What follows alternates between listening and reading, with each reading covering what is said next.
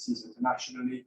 We specialize in public health education and training. I'm primary care and public health research manager in the School of Public Health, and I have a role in the NHS.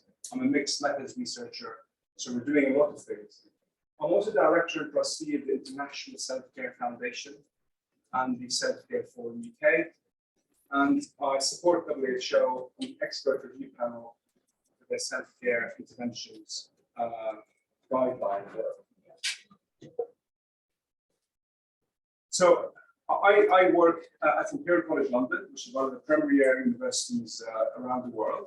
I work within the School of Public Health, which has 6 departments, and I work within the Department of Primary Care Public Health, which has a number of units, and the entire department is a WHO collaborating center. And SCARU, the Self-Care Academic Research Unit, sits within the Department of Primary Care Public Health. SCARU is a collaboration between the Self-Care Forum UK, the School of Public Health of Imperial, and the International Self-Care Foundation.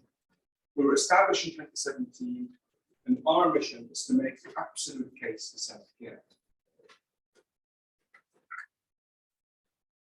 As I go on, and I'll shortly describe what I'm going to go through, please feel free to stop me, raise your hand if you want to ask any questions, or if you'd like me to speak slower, I'm happy to do that.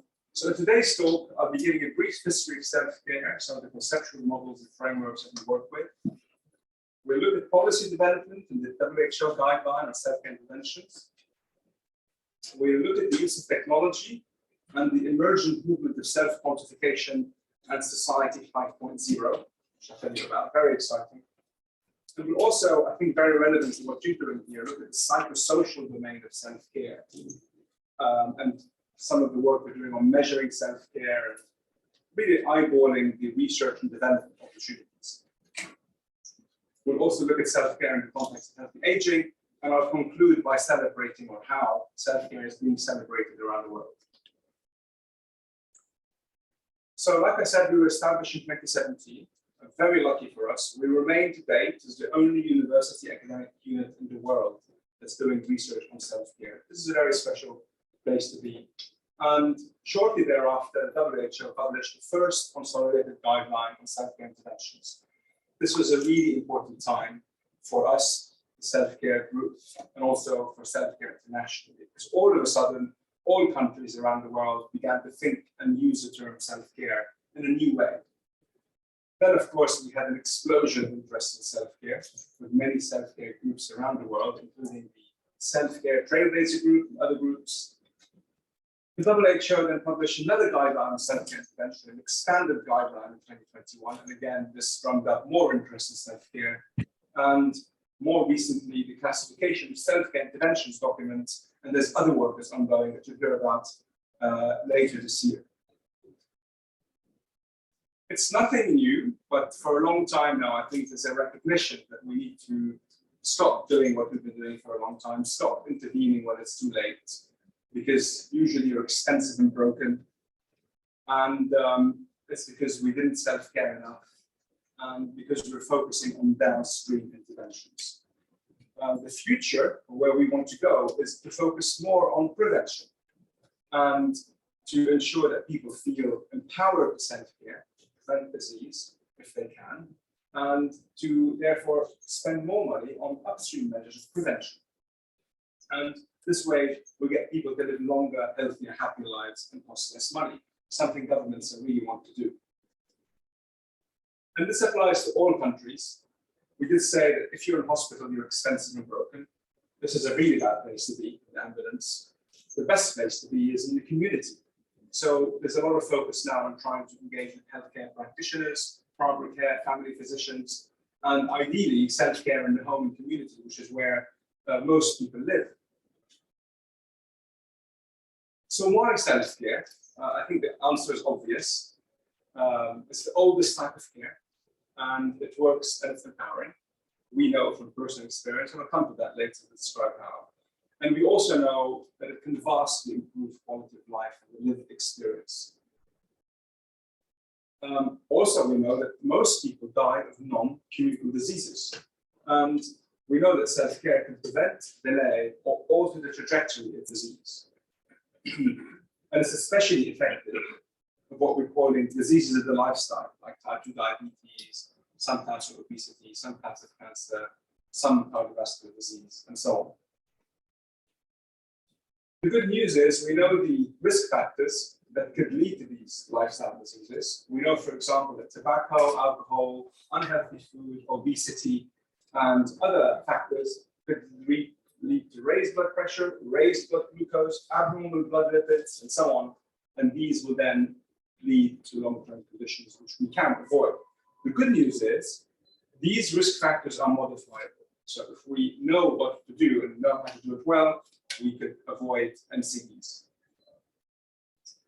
Because it's the oldest type of care, it's unsurprising that self-care has a number of different words like self-management, self-efficacy, self-treatment, patient activation. They're technically different things, but they're used interchangeably. And I think you know why, because they're pointing a finger to the same thing.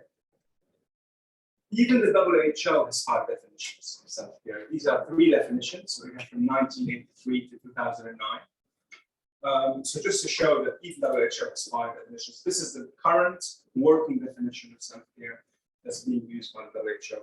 It's the ability of individuals, families, and communities to promote their own health, prevent disease, maintain health, and to cope with illness and disability with or without the support of a health worker. It's possible that in a few years we'll have another definition by the WHO, a more updated definition. But instead of getting lost in definitions, maybe it's a good idea to conceptualize self-care visually. And I think that's a great starting point. The ideal place to be on this continuum is on the left, where you're making your own decisions, you're living a healthy life, pretty much do whatever you want to do, and not have to use resources because you are healthy and happy.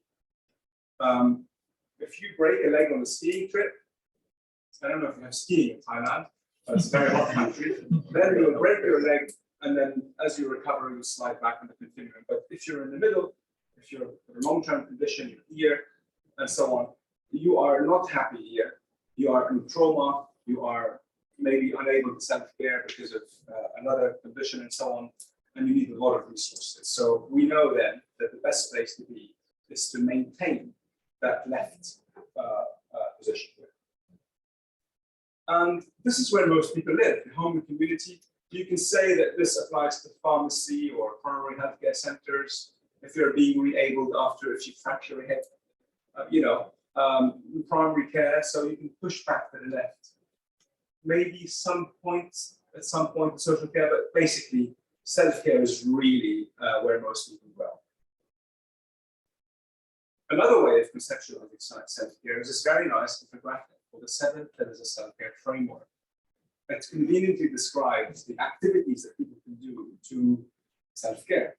And I'm going to go through them one by one. So you have mental health and knowledge and health literacy is the first pillar. Be aware of your needs, to be aware of who you are, what you want, and to be able to engage with information in a way that is meaningful to you in order to make appropriate health decisions. The second pillar is mental health and well-being. It's fundamentally important to feel activated mentally and to feel that you want to self-care, you want to thrive, and to be happy, to be socially connected, and amongst other things. The third pillar is physical activity.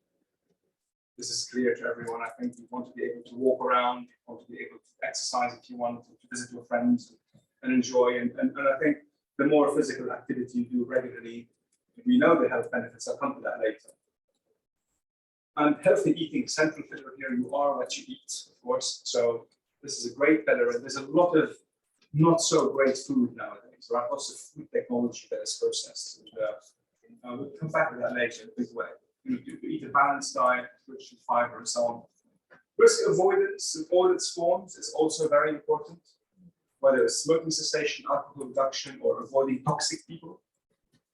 And the sixth pillar here is good hygiene practices, not just brushing teeth and washing hands, but also, for example, in the modern age, digital hygiene, limiting blue light before bedtime and not being addicted to social media and wasting too much time on that. And the seventh pillar, probably people argue it's the most talked about pillar, is the rational use of products and services. So this is a big pillar. It involves the use of over-the-counter medicines, which are self-care technologies. Also, prescription-only medicines, how to take them, when to take them, to make sure you adhere to the regimen. And community assets, parks and green spaces, and even digital apps and technologies. These are all assets. If you know how to use them, you are empowered to self-care mode. There are many enablers to self-care. I've named a few here. For example, you have social media, which could be helpful to get the right information. Gyms, nutritionists, health restaurants, to feel empowered, choice. Digital, of course, is important. Personal health records. We have social networks, community assets, are very important for aging and even for younger people. As students and as doctors emerging, you need camaraderie, you need to work together. Pharmacists and healthcare professionals generally, and all of these come together to give you the right information and products. Over-the-counter medicines, vitamins, mineral supplements. It's a big thing in Asia, VMS, and in some cultures, and it should not be disregarded. In fact, you would know that most medicines come from plants. So it's a really big pillar here. And this is a great enabler, I think. And you will see some of this is reflected in the WHO guideline, chamomile and use of ginger and other things. And green spaces, parks, green spaces, and so on. And you have, of course, the lifestyle medicine specialty, which is emerging, which we'll discuss in more detail later. So all of these are some of the enablers of self-care. The first thing that we did when we established SCARU was to try to understand the meaning of self-care. We explained there are more than 100 definitions of self-care in the literature. And there were many, many conceptual frameworks. I've shown you the continuum and the 7 pillars. The first thing we did is publish this paper, which is a unifying framework for self-care, the self-care matrix. And this is the matrix. It's not showing all the colors, but we say that self-care has 4 dimensions, from micro to macro. It talks about the 7 pillars of self-care, which are person-centered. You're a person, but these are your pillars. This is how you live your life, how you do these activities. The second pillar is the self-care behaviors. How do you sustain these behaviors routinely? It's not about having one healthy salad. It's about eating healthy generally throughout your life course and so on. And it's more focused on the personal social network, peer pressure, what happens in the, how you sustain these behaviors on a day-to-day basis. The third pillar is you see this as a continuum. So commissioners of health, doctors, policymakers want to push people left. We've seen that already. And it's patient-centered. You are a number on a database, you're just a patient, and you need to push them to the left. So it's not person-centered, it's patient-centered. And the last pillar here is the self-care environment, which is more system-focused policy culture. You can think of these as the person-centered activities. These are the behaviors, capabilities, motivation, opportunity, how much you spend, how much reliance, how much money you need, resources, and so on, services. And here you look at the policies, laws, regulations, and so on. Oftentimes, people focus here. If you have a budget and you want to support self-care, you always look at this pillar and you say, well, how can I push people to the left? This matrix tells you what you should do. The question is, what intervention am I introducing? Which pillar of self-care is it activating? To what extent? Ideally, more than one pillar. The second question is, how am I going to sustain these behaviors in diabetics or whatever? And then it will manifest in return on investment here, and so on. And then you ask yourself, what enabling policies and laws and regulations do I have in place? Now, the opportunity to self-care is vast. There are 8,760 hours in a year, and you would know that unless someone is aged or very ill, people spend less than an hour a year with health professionals. But the big question is, why aren't people self-caring all the time? Are we self-caring now or yesterday? Or, how do we sleep? How do we eat? All of these things. So self-care and behavior lifestyle modification are a huge area of focus today. You would have been We've heard a lot about that during COVID and how our behaviors have transformed. And you also know that getting people to change behaviors is very hard. So the ideal situation is to start embedding good health-seeking self-care behaviors in the very young age, in the home setting, in the school setting, throughout the life course, for example, at work, and of course through retirement, essentially from 5 to 105. And there are many techniques we can discuss on how to do that. And one feature is microlearning. Maybe now you're having structured education at university, but when you finish university, you become like me. You learn from TikTok and social media. You don't have too much time. So you basically pick up small nuggets of information that build up knowledge over time. You rarely then would need to do a year of education. So a lot of people learn throughout their life using microlearning modality. We did some work on microlearning in 2019 when we looked at the efficacy of microlearning interventions to improve self-care capability. And this was a difficult review for two reasons. What is microlearning? How short is microlearning? We decided 10 minutes, not us. Others have said anything less than 10 minutes counts as microlearning. It could be video, it could be audio, it could be a lecture, but it has to be short because our attention now is very short. The second thing is, what do you mean self-care? How would you search medical databases for self-care, given there are so many terms used that describe self-care? But anyway, so this is an important modality that we may discuss later. Also, you'll be familiar with some of the social and determinants of self-care, knowledge and literacy and so on. This is from the WHO. So this triad of the person, the community, and the health workers. Self-care isn't just about what we're doing for us. It's how are we using healthcare workers? How are we collaborating with our healthcare workers? And how are we engaging with our community to create a culture of health? Some cultures are very healthy. It doesn't mean they live longer. It means that their foods are healthy. They haven't got access to they don't live in a very polluted environment and so on. So some cultures don't have that.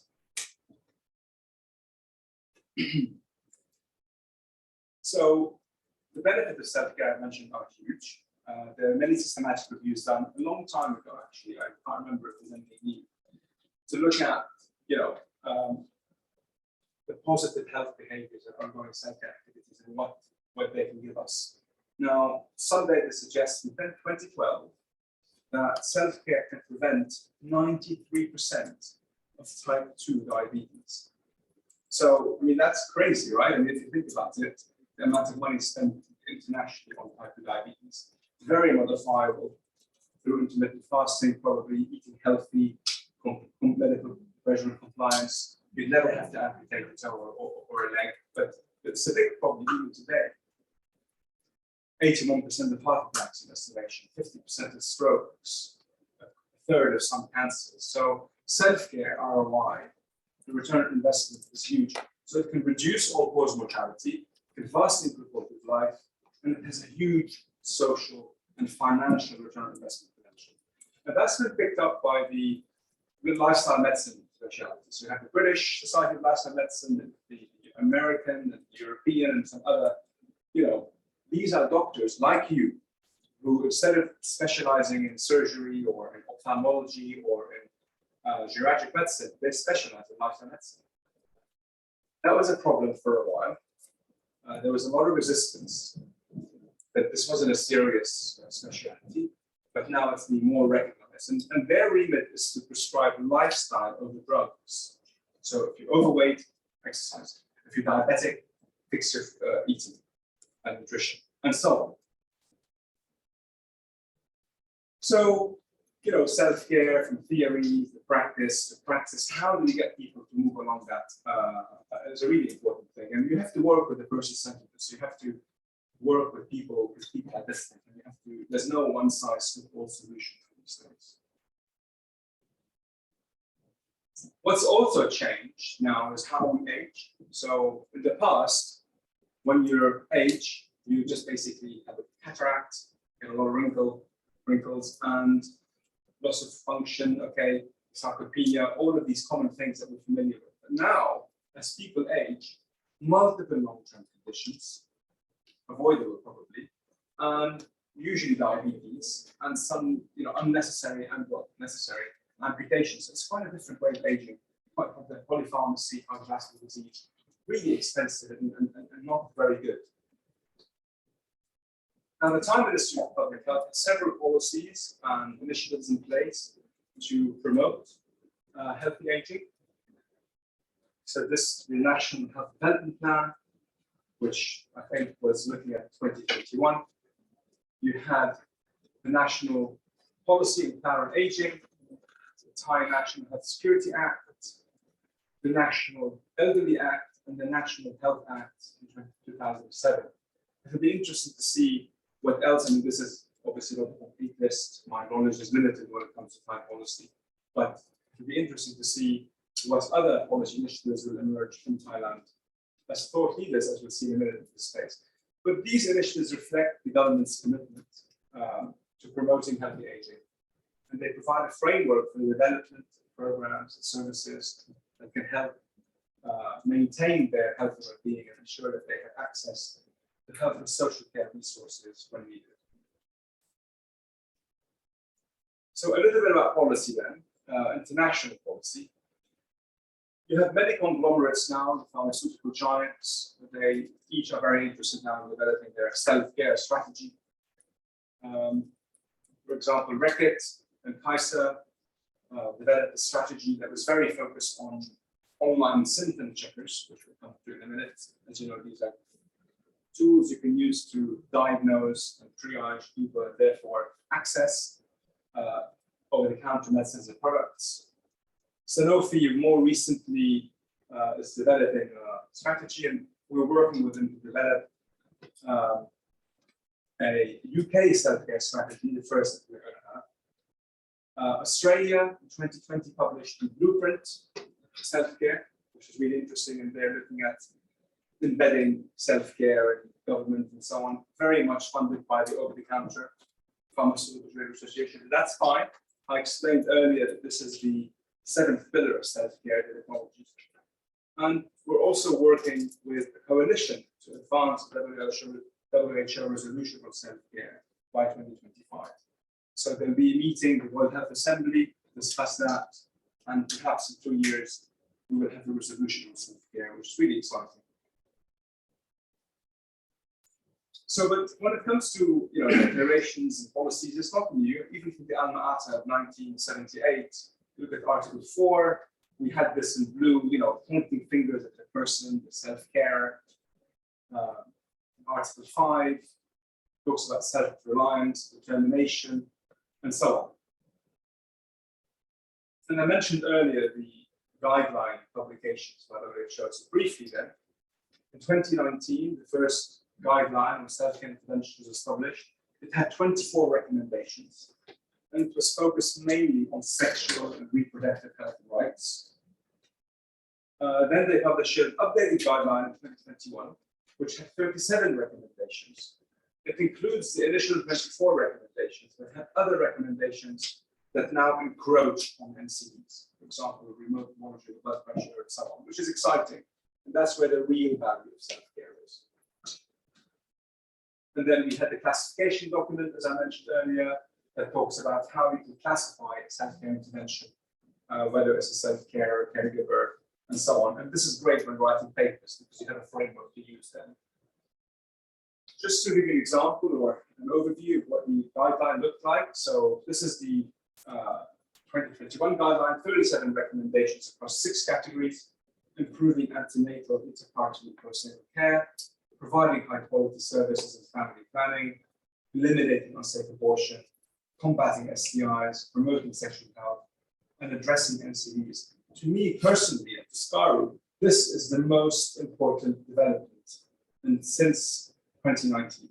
This is great, obviously, because it's important, very important, but NCDs are what kill people, and that's the real value of self-care, not just technologies for contraception and self-injectables and HIV self-testing, but actually for NCDs. This is an example, just so you can see, this is an abridged example of what the recommendations look like. I picked a few here. So, for example, one recommendation one was health and psychology education for women. Recommendation 3, complementary therapies for relief of nausea. For example, using ginger instead of an antiemetic, which is actually quite nice. Non-pharmaceutical treatment for the relief of leg cramps. Exercise support for low back pain, pelvic pain, as opposed to analgesic. Great stuff in the context of antenatal and so on. Then you have self-administered injectable contraception, use of technologies like OTC and so on, and self-testing. So in a lot of these, there are a set of recommendations. Self-care is looked at as an idea of task shifting, whereby you do the work that you need a healthcare professional to do, because it's easy to do this work if only you know. Some of the recommendations don't need the technology. There's more about the service being available. It's more about giving you a prescription for 1 year of pills instead of every 3 months. If you're living in a rural area and you want to travel all the way down to get your pills. Other recommendations need the technology. They need a product like a blood pressure monitor or so on. Because this is new, SCARU developed a policy mapping tool for self-care interventions because there isn't one. And we worked with Population Service International and the Self-Care Traders Group to do the implementation of the guideline and policy and practice in Kenya, Nigeria, and Uganda. And we completed this work and we'll publish it soon. And our tool was at us. We developed a stakeholder map. We did some desktop research in each of the countries. We looked at consumer data for these products. We surveyed respondents in these countries, commissioners, service users, and managers, and then we interviewed the focus groups. And just to show that for the 3 countries, there are different levels of readiness. For example, there's more green in Uganda, but there's also more red. So it just shows you how for each recommendation, to what extent it's being implemented. Well, it's being implemented here. And there's also a policy statement. So, it's a nice way to get a feel for how countries are addressing these recommendations. And the results can be used to optimize provision of services, promote task shifting, inform advocacy opportunities, and so on. And of course, you'll be familiar with the link between self-care and universal health coverage, which is very important. And there's a big mission now to do that by 2030. And to help us meet the $3 billion target, 1 billion more people benefiting from UHC by 2025. It's only 2 years away. 1 billion more people better protected from health emergencies, and 1 billion more enjoying better health and well-being. To do that, to advance UHC, we need to work with places that provide self-care interventions. The pharmacies and the primary healthcare centers are going to be very important, because they can help with self-management, with self-testing, self-awareness, and access to products. And in the UK, we had the Health Delivery Pharmacy program, but it also applies to primary healthcare centers. And there are places we can access technologies, and also it's important to think about the competencies of these people. What do they know? How can they teach people and patients, and so on. Any questions at this stage, or shall I carry on? I know I'm halfway through and I've been through a lot of slides. Are you happy for me to, any questions at this stage from the technology? So some budget you have a question or even discussion chat space to ask them as well. Yeah, please. Because today, just to add, medical student, we have trainees, we have big members, and also on business centers. So great, thank you. Yeah, we will continue with these. So now another chapter then, the role of technology and the new society that we're living in, Society 5.0. So you're familiar with the hundreds of thousands of apps we have now access to. We have symptom checkers, we have a lot of wearables, and lots of point-of-care test devices. But at the moment, they're largely consumer-based. You don't get these in the NF health system. I mean, you can decide you buy your own Fitbit, but you wouldn't normally. And the doctor wouldn't recommend currently to use an online checker, because it's just an issue here with patient safety. Point of care is more common, but or at least relevant in this case, but it's limited to pharmacy, may be expensive, and it takes time. So remote monitoring and point-of-care testing is becoming cheaper, faster, better, more pervasive, more accessible. You can buy a blood pressure monitor for £20, dollars. And but again, if you want complex things, Leah, for example, does the HbA1c and lipids and so on. It becomes costly and you can't really buy this for the home, which is no point. You need cartridges, take sign. These are cheap to wear. Glucometer is quite common. Oximeter is more relevant now. You know, they're great, but there's a certain level of literacy is needed to use them. But I think it's becoming common knowledge now. And if you notice with COVID, everybody knows how to use a lateral flow test. Whereas before it was very elitist. You have to go to a professor to show you how to use one. But now everybody is an expert in public health. WHO published assured criteria for point-of-care, affordable, sensitive, specific, user-friendly, rapid, equipment-free deliverers to the end user. And this is the pipeline, you know, from basic IP to very advanced, there's more. So you're now hearing of very advanced panels and intellectual property that can interferometers and all sorts of things being used. We did some work on point-of-care testing in primary care to see if we could improve the cost effectiveness of the health check, which is a primary prevention program.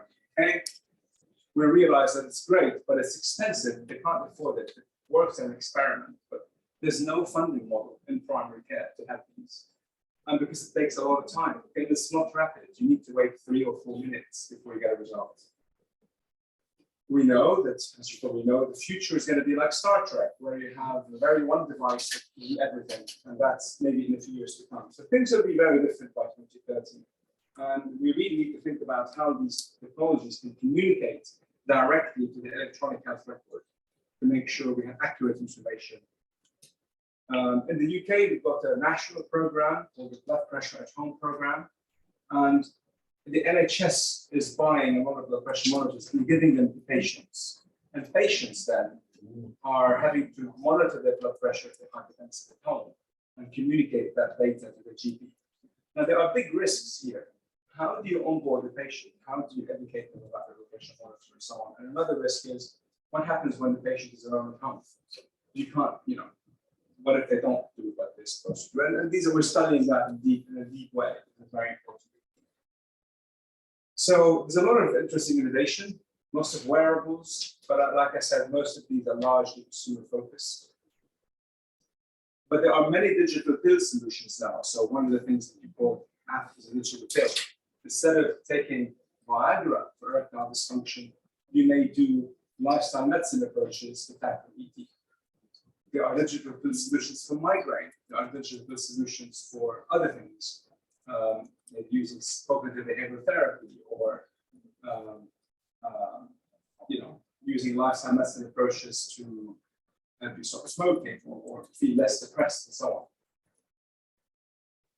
And there's a lot of work happening now on how to democratize access to self-care interventions.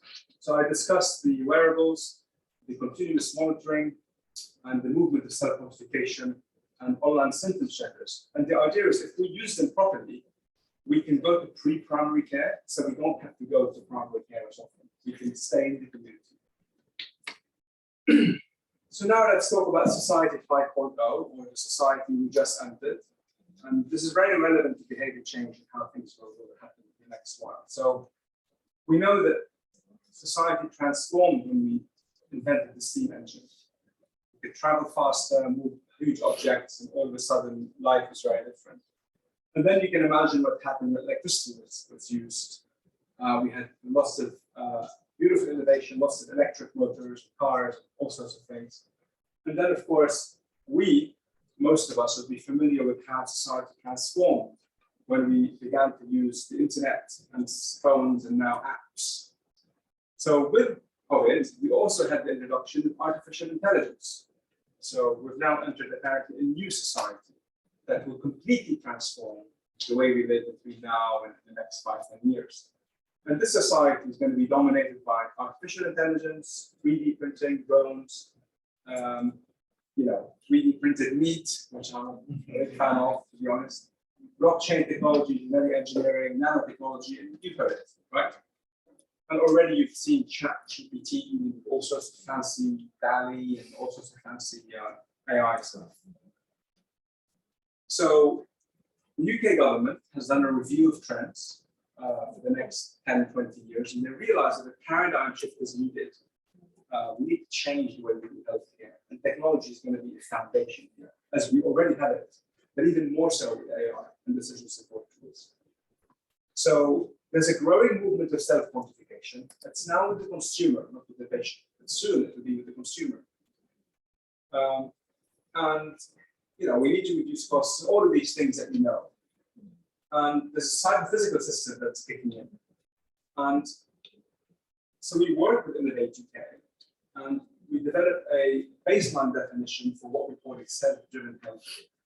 It's a new shiny term that we want to use to move away from self-care as a big topic, right? Because self-care is great, people know what it is, but it can also be confused with other things. Self-driven healthcare, we say, is self-care with technology. It's you driving your own health with the support, if you like, of healthcare professionals and technology. So it's an awareness of what you're doing. And it's an umbrella term we introduce conceptualized aspects of healthcare that can support people in becoming more engaged in their own health and well-being management rather than being passive receivers of healthcare. It's really using self-generated data. And our vision for this is that the self-carer, which could be a patient, that already has access to all of these, physical activity trackers, speedometers, mood board, quality of care tests, environmental data, and so on. At the moment, there's silos of data. So we're hoping to build a future whereby all of these data can be sent with permission, in a secure interoperable portal, secured by blockchain, and so on and so forth. And we'll use microlearning modality, and we'll give you personalized feedback using an AI-assisted clinical coach to tell you what your risk scores are, how you can live long enough your life, essentially. And that is a really powerful vision. It sounds easier than it is because all companies want to do that, but their problem is silos of data. Google wanted to do Google, Apple wanted to do Apple. We want to work across all of that and break down silos. So we need a big hand, like government, funding agency, to come and say, what type of plumbing do we need to make the UK or this solution possible in the UK? It's not a solution, it's a consortium approach. And just to move on, I haven't got much time, but there are many considerations that we have to have here. What does the self-care want? What do people want? How would we protect and govern the data? How about touch points for the health care system and the technology itself? How would it be threatened? Crucially, sustainability. How would you make this sustainable? If Google aren't going to fund it and Apple aren't going to fund it, who's going to fund it? There's a solution that I won't bore you with now. But the idea is to have case studies integrated into the NHS app, and then, of course, invite big tech and the smart cities. These are popping up everywhere now. We've been hearing about the line and many smart city initiatives that are happening now. And our vision is to publish a white paper in May. We will launch a report on International Self-Care Day, and then we will build the business case for the portal by 2025. So as Society 5.0 emerges and our behaviors transform in the next 10 years completely, I think, how happy are we going to be? Are we going to be connected? What's going to happen to all the 40% of the jobs that are going to be lost to AI? That will have a huge impact on society, in the way we live, in the way we think, and interact with each other. And, we already saw how machines replace human interaction. For example, when you buy at the grocery store, instead of checkout, check in when you fly. So loneliness and social isolation are a big ticket problem. They've always been a problem, but now even more so.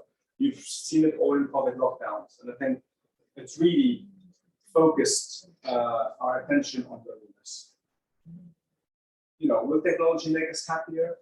We know that strong social relationships are one of the key things that can get us to live longer, happier lives. Now, the UN knows this, the WHO knows this, so it's a cross-cutting theme in the UN Decade to Healthy Aging to tackle loneliness and across the 4 action areas of the decade, which are age-friendly environments, combating ageism, integrating care, and long-term care. And there are patterns of loneliness that we know of. The best place to be is here, when you're not lonely and isolated. The worst place to be is here, when you're lonely and isolated. This is a feeling, loneliness. Isolation is a measure of social connectivity. So you'd know this, that it's really important to try and keep people out of loneliness, because that's kind of fundamental to their will for self-care. Now, the UK government recognized the problem in 2019. They published a strategy to tackle loneliness just before the lockdown. And it recognized loneliness as one of society's wicked problems, like domestic violence and abuse, like homelessness, alcohol dependency, and some other problems. You can't just throw money at it. It's not something you can solve with money. Suicide, these things you can't just throw money at.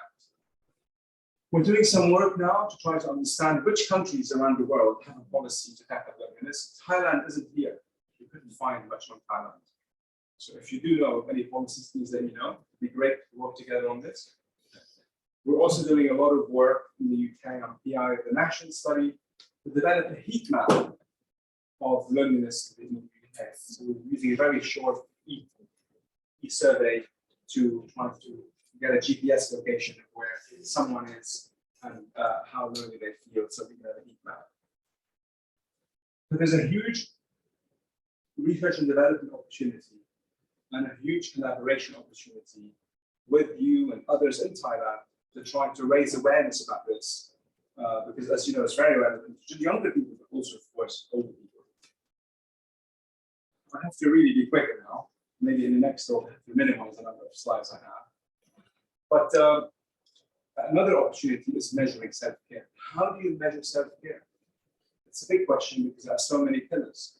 So we've been thinking about this for a while, and we recently published this scoping review that tried to look at direct and proxy measures of self-care, which will come to in a minute. And last month, we co-produced this measurement tool with PSI. This is our paper now. We identified 38 instruments between 1957 and 22. They range between 5 and 121 items. And here I'll show you did the instrument ask about pillar 1? Did they ask questions about mental well-being, physical activity, health-being? And you see there's a pattern here that only 5 of the 37 tools ask questions about all of the 7 pillars. But anyway, none of these are perfect, and that's fine. So this is a basic description of how you can measure self-care. We're now working on Capitan, the self-care capability assessment toolkit, which we hope would ask questions about the 7 pillars, digital literacy, psychosocial domain, and other factors to get a real feel for how self-care ready you are. It can help you as a person. It can also inform targeted help with social care interventions. I'll finish now with how self-care is being celebrated around the world.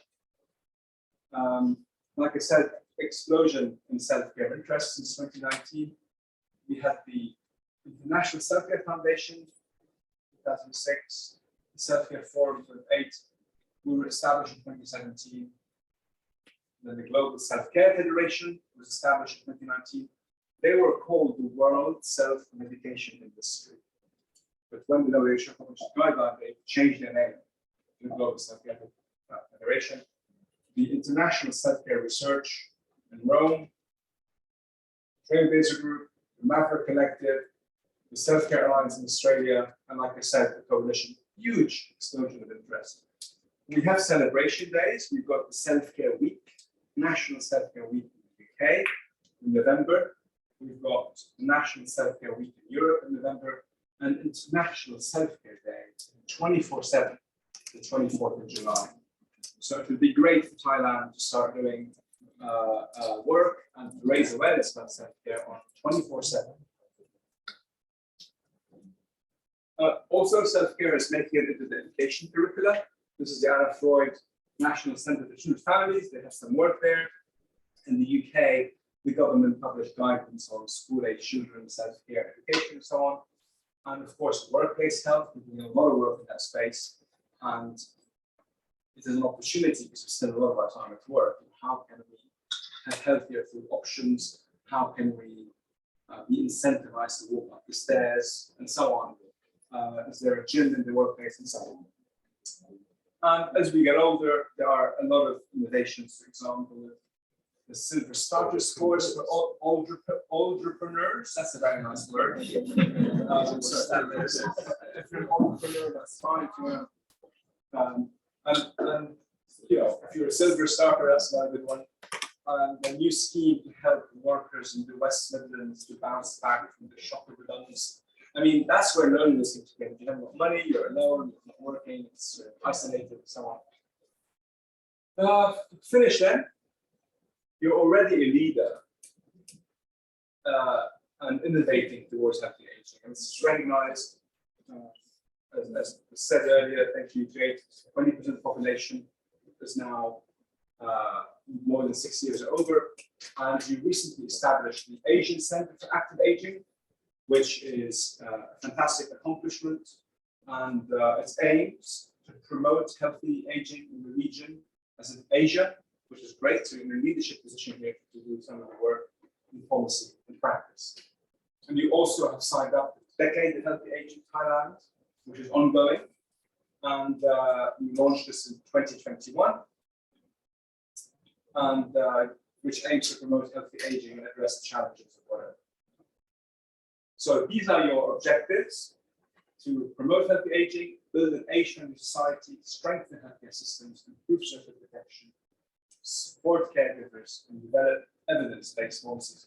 I wish that you had a seventh objective of supporting people with self-care from a young age or as they age. That would be a great thing to introduce in the next iteration.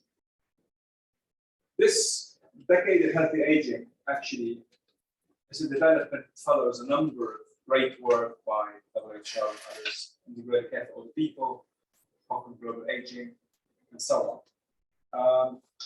And you already have a lot of very good examples of age-friendly environments, developing environments for older people, improve access to healthcare protection, support healthier lifestyles, promote age-friendly environments, and ensuring that older people are included in decision-making as society. And these are some of your examples. I think there's 6 of them that I found. The Walk Rally program in Bangkok, Chiang Mai's Friendly Design for Aging Society, and the age-friendly healthcare services in the non-Thaburi province. You also have the IPOP Screening Communities Initiative, the Age-Friendly City Project in Bangkok Metropolitan Administration area, and the GEM program, the Geriatric Emergency Medicine. I don't know much about these, but it's great that you have so many, and we have more that I haven't come across. So to summarize, the takeaways here: you know, people, communities, schools, healthcare professionals, policymakers, governments, everybody should promote self-care to prevent, delay, or alter the disease course. I think that shouldn't be forgotten. Control what you can while you can. You know, most of us are young here, and all of us are young here. So let's control, let's avoid risks while we can, including limiting blue light before bedtime. I think there's a huge, not just circadian rhythm, but there's a huge body of evidence now coming out in terms of and many other ramifications of that. And the lighting we have at home is very important, not just before bedtime. Embed self-care education in every setting, ideally early on, and create a culture of self-care and give self-care a voice in Thailand. And basically make self-care everybody's business. I was going to go through each of these and give some examples, but I won't. But this is the last slide. Interest in self-care has exploded in recent years, and the benefits are clear, and everybody's taking notice now. We have a unifying framework, which should be helpful to offers a new point of departure to self-care thinking.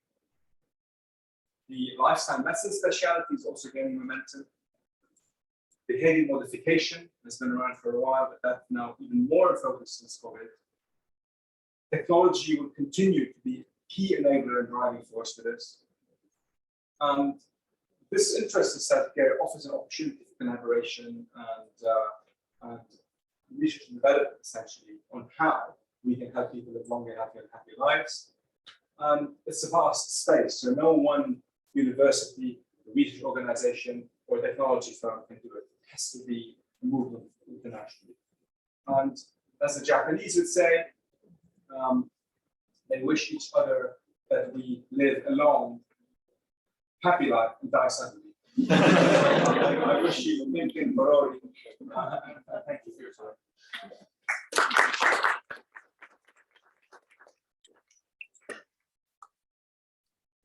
Thank you for also sharing your experience, or at least half of it as SCARU and director. So, do you have any question or would like to share anything first? I'm ready for that. Yeah. Okay. Right. Introduce yourself and whatever. Hello. Hi. Good afternoon, Dr. Austen. Thank you for your insightful presentation. I'm Seth from Currently, my research area is about digital therapeutics in CDs. I'm most interested in the framing of digital pill. For example, you have this new innovation that can cure, if I may dare say so, cure loneliness through a digital platform. How would the regulatory authority in the UK deal with that new innovation for both the public sector and private sector to endorse the digital pill and to distribute at scale? Thank you very much for this very interesting question. It's something we've been engaging with for a while. So as you know, evidence generation in digital health is very important throughout the world. And there is a line above a certain threshold, an app can become a medical device. So if an app changes behavior, it's not a medical device. But if the app gives you personalized feedback, change your behavior based on data that it collects, it's then classed as a medical device. And the regulatory framework then applies differently. So I imagine this is the same in Thailand. So it would be good to compare what's happening in the UK and in Thailand. I'm going to answer your question in the longer roundabout way. AI came in now. There are many frameworks being introduced trying to articulate what would happen with AI as a support tool. So to answer your questions more briefly then, a digital pill solution may not necessarily be prescribed by the healthcare system because of many issues, not just regulatory, reimbursement, safety, patient safety. However, there is a model in Germany, it's called the DIGA model. I can't remember what it stands for, DIGA. You can look it up, whereby the government and the insurance scheme pay for the app. So it's great for app developers because they invest a lot of money on developing high quality product that works, hopefully. And then if there's enough evidence, it goes on a list of prescribing pill, essentially, and the doctor can prescribe you this. And you can then have a special code to download the app and use it if it works, it should work. And then it's free because the government, because of that. Yeah. So I hope it answers some of your questions. It's a very important space to consider and to now revisit with AI and some of the frameworks that are being introduced. Yeah, thank you. To briefly comment on my question is that, if possible, an existing framework of what already work for the UK might be applicable to Thailand to some extent. Absolutely. So we've got the NICE, they're very nice, I'm sure, the National Institute for Clinical Excellence, and the MHRA. These two organizations publish a lot of work on what counts as evidence generation and what counts as regulatory. So maybe we could look at these examples. But we shouldn't think of the UK as their world leader in this. It's true that there are leaders in this. The US is a different framework, and I think the idea is it would be good to audit what's out there and decide what is best to apply. I think there isn't this international standard. However, that's changing. There was a recent publication and a recent amalgamation of stakeholders to form the Foundation of Artificial Intelligence, something, and they're going to produce an international standard for AI tech, digitech, which hasn't happened for apps.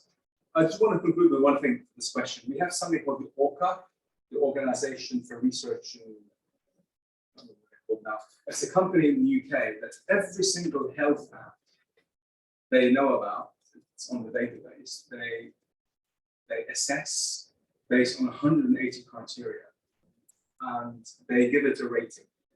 So that's a very nice thing to, if you're developing an app, you probably would want to look at ORCA. They were already, if it's already on the App Store, they would have it. But you can also pay, I'm suggesting you should pay, for a more enhanced review by ORCA. And yes, so thank you very much for that question. Any other questions?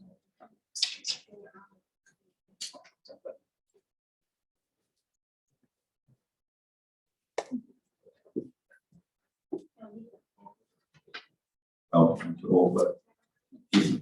So thank you for your talk. My name is Nahud from Faculty of Engineering. I agree with you about integrating the data from those providers. However, I think, I hope that American and Europe can do that. But for Thai government, they are small one. Do you have any kind of suggestion that we can do, or because without complete data, I'm not saying comprehensive data, it's gonna be quite challenging to understand or to get insight for the people behaviors and also their health. Thank you. Thank you, Dr. Peng, for this question. I think it's a really important question. I'd like to use the model of a dinosaur, like the UK. What I mean to say, or the NHS rather, they're very big, the biggest employer in Europe, third in the world, lots of amazing, most loved institution in Britain, NHS. But they're slow to move, and there's a lot of legacy that they cannot change. Principles of confidentiality, the N3 network, big hospital groups, and also contracting with Cerner and with System 1 and TPP.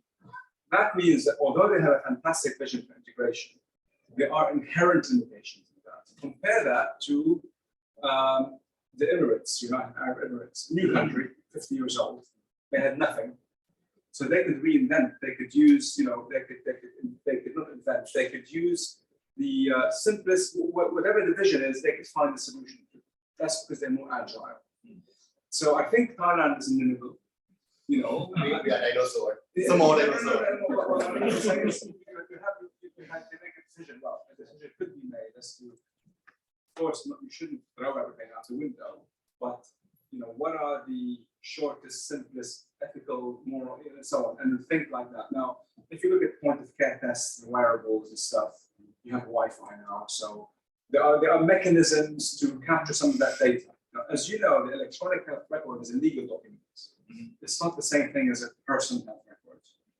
Your Apple Watch isn't a legal document. It's your own personal record.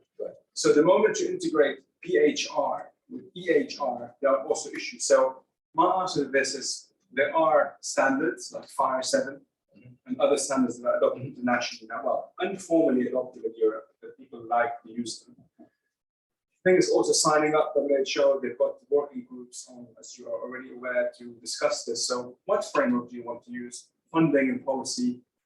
So these are big questions that I hope that the Thai government will find a solution to. But there are so many options out there. It's also thinking about the place-based, what works with Thailand?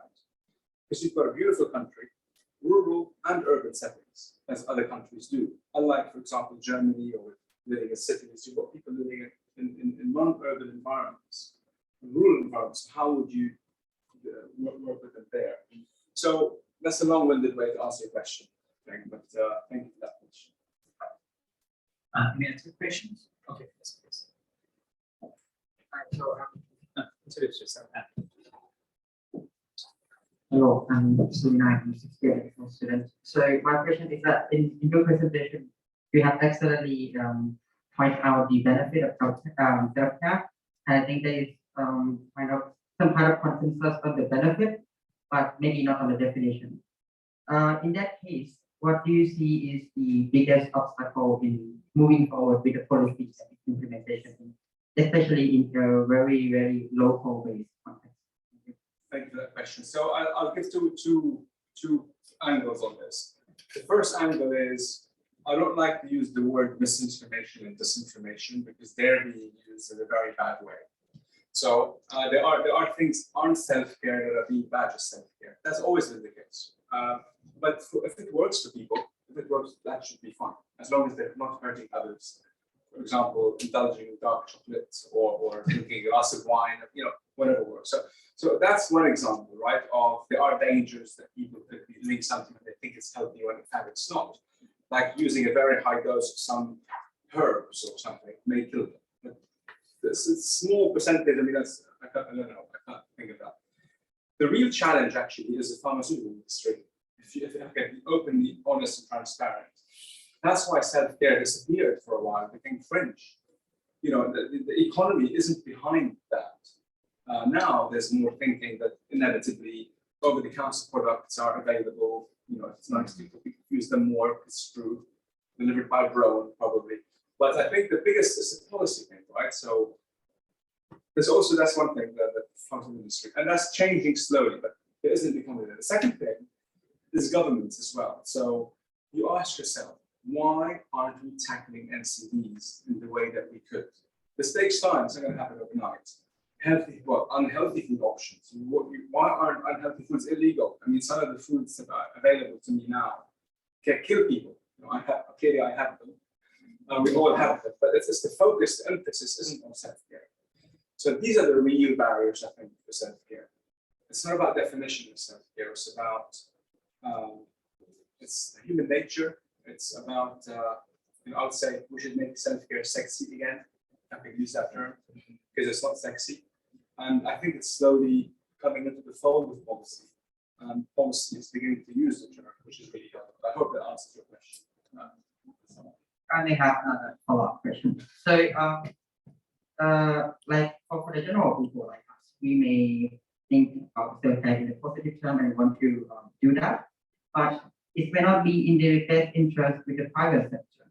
And how do we regulate them, or how do we incentivize them so that they push more for self-care rather than selling us the product is good for us? Yeah.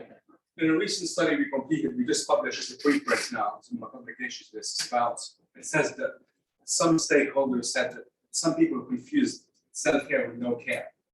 So we're trying to make it clear that just because a doctor is recommending lifestyle medicine, or I will not give you antibiotic because you're fine. I mean, it's only been a day, it's just not, doesn't mean no care, it means it's self-limiting condition. The bit about, so what was the question again? How do we force, or how do we incentivize the private sector to? Great. So at the moment, health systems, the funding is based on activity. It's not based on outcomes. So there is this idea in many countries now that healthcare providers and systems and organizations should be funded based on achieving quality outcome. So if you have a diabetic patient that you regulate their HbA1c, you get paid double. So there's an incentive then for the healthcare provider. Okay, use statins and use metformin or whatever you want to use to regulate, but also lifestyle medicine. In the UK, we have the social prescribing movement and the lifestyle medicine movement, because there's a recognition that of the 100 people that walk into a GP, general practice, 50% don't really need a GP. They have social problems like a housing letter, or they need something wrong. Others need lifestyle medicine. They need Zumba lesson. They're alone. They're depressed. If they're overweight, go to a Zumba lesson. Here's a voucher. So again, I hope it answers your question. I don't know how the system is here in Thailand, but if you haven't got insurance in the UK, you'll find nobody. In fact, most 97% of people don't have insurance in the UK because it's the NHS pays for everything. But different countries have different reimbursement models, and I think that's where things become a little bit complicated. Look at the US, the USA. It's crazy what you see on television, right? I mean, doctors make so much money, and then you see short videos of people cannot access simple services because they haven't got insurance. So So it'd be interesting to think more about that. May I ask you a very quick question, two questions for you? My first question is, as we are in the medical school, how we are also lecturer, and so there is a young generation that will be the future doctor, specialists in the future. So how we can prepare our, for example, curriculum or anything to support what shall be happening in very near future. This is my first question. And secondly, in terms of commercialization business, because nowadays, as we can see, that we can't stand alone from business and commercialization. Imagine that if I am CEO or investor who would like to invest in business in this sense, in self-care, innovation, application, what can I prepare myself in this sector to do that? What need to learn? Really important questions. Thank you, Dr. J, for that. So the first question, then I'll take the example of the UK. There were many medical schools historically, but then Health Education England was assembled to try to bring all the medical schools together and revise the curriculum of the UK medical school. And they introduced a number of terms, for example, lifestyle medicine was introduced into that and other things. And we're collaborating to try to introduce terms like self-care. It's already being taught at Imperial. There's a unit called LMAP, Lifestyle Medicine and Prevention. It's a unit both in medical school that we contribute. So already that's beginning to happen. Now you ask, what are the best buy interventions for self-care? Generally speaking, right? You look at the 7 pillars. Forget the guidelines, very nice, but it doesn't really help you and me at the moment. What are the recommendations that people really need to know? So we're thinking about that, and that's very important. And these should be put into the curriculum. The 7 pillars is a very good idea. A really important point is coaching. The changing the role of the doctor from telling people what to do to coaching what to do. Coaching assumes that you are a resourceful, powerful person, and I draw out that resource from you. And that is a different way from the historical doctor that you come, you go, I do this like a magician. So I think coaching, self-care interventions, awareness about it. In Japan, there's a lot of focus on self-care as children. For example, children in the canteen in school clean up after they eat. It's part of their culture. I mean, apparently, I haven't been to Japan, but that's what they do. But so that's your first question, I think. And to co-produce a curriculum, because it doesn't mean you produce one, that's it. It means that Chulalongkorn and other universities can begin to think about how can you slowly iterate the curriculum to reduce self-care. For the second question, really important thing, that's why we're now investing in thought leadership around the concept of self-driven healthcare. It's not the intellectual property of a particular company, because Google wanted to do Google, and so on. It's about how do you think of a new connected way. Everybody can benefit. So it's at scale. It's working with people's motivations and working with intergovernmental agencies to, in my case, to make the UK the best place in the world for self-driven healthcare. And it's that level of thinking. If you have a consortium with Google, IBM, Apple, others, and say, look, here's a solution. We want to create this framework in the UK. And how can we ensure that people can access your products and services through secure commercial environments? The future is about secure commercial environments. That's a small thing I can tell you about. It's about putting the technology and the internet and the code inside this secure commercial environment, which is actually its own thing. It allows for integration of data. Looking forward, I think interferometry is very important. I think pretty much like the non-contact point of care tests. So this is a big trend that's been around for a long time, but now huge advances in interferometry. I think that's the future of point of care testing. Mental health is so important. So there's so many. I think I'll stop here, Jake, because I don't know. That's not my specialty, but it would be good to think some more about this as well. So thank you for talk and so considering of patients, that's pretty important and pretty challenging for us as well as we work at the medical school. In the past, we worked just with the healthcare providers, but right now we need to work more with, for example, Ajahn, professors from engineering sector, and we also try to encourage our early career young generation to work in this field and work as a multidisciplinary team.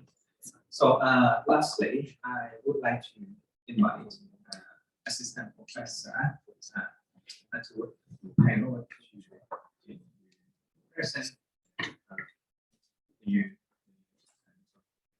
Thank you. Your time for us today.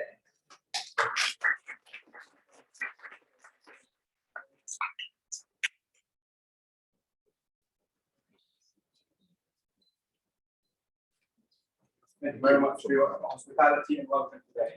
Thank you, Mr. Pat, and you, James. Thank you very much. So on behalf of the collaborating organizer, James, Department of Clinical Social Medicine, as I said, oh, thank you. So, as I said, Would you join us?